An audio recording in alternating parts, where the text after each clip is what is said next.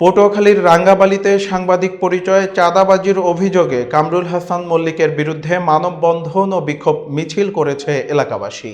বিস্তারিত থাকছে প্রিন্স মাহমুদের তথ্যচিত্রে।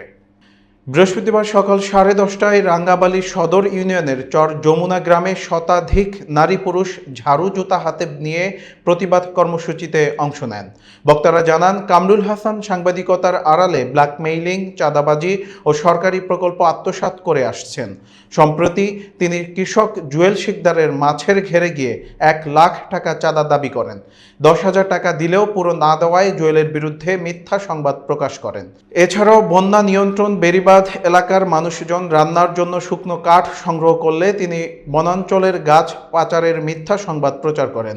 মানববন্ধনে বক্তব্য দেন রাঙ্গাবালী উপজেলা বিএনপির প্রচার সম্পাদক জুয়েল মীর, যুবদল নেতা ফারুক মাঝি, কৃষক জুয়েল শিকদার ও শিক্ষার্থী মোহাম্মদ নাসিম। রাঙ্গাবালী থানার ওসি এমারত হোসেন জানান, লিখিত অভিযোগ পেলে আইনগত ব্যবস্থা নেওয়া হবে।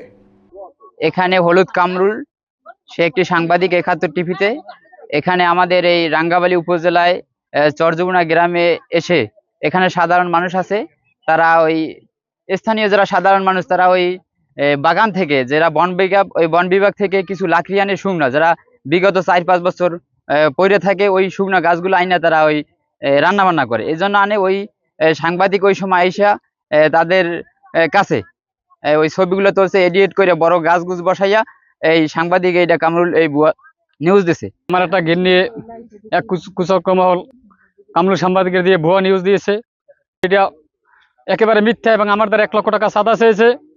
আমি এখানে চাঁদা দিতে ব্যর্থ হয়েছি, এই জন্য আমার নামে ভুয়া নিউজ দিয়েছে। এবং আমাদের আইনের যারা আছেন, আইনের মাধ্যমে সাংবাদিকের মাধ্যমে সত্য তথ্যটা জানাইয়া আমি বিচার চাই। সাধারণ মানুষ এই নদীর পাড়ে যারা আছি এরা বাগানে যাই, আমার সিডারে বন্যায় যে সমস্ত লাকড়ি মাকড়ি গাছগুলো ভেঙে পড়ছে ওই মনে করেন শুকিয়ে 2-3 বছরে হালকা হয়ে গেছে, ওই আমরা কাঁধে করে নিয়ে আসি।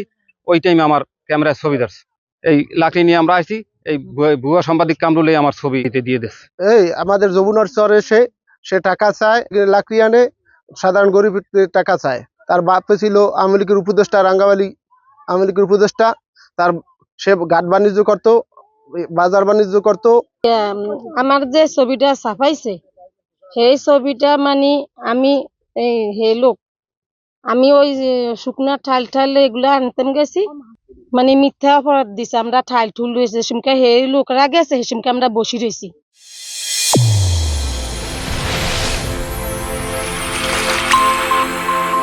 চ্যানেল A1 হৃদয়ের স্পন্দন।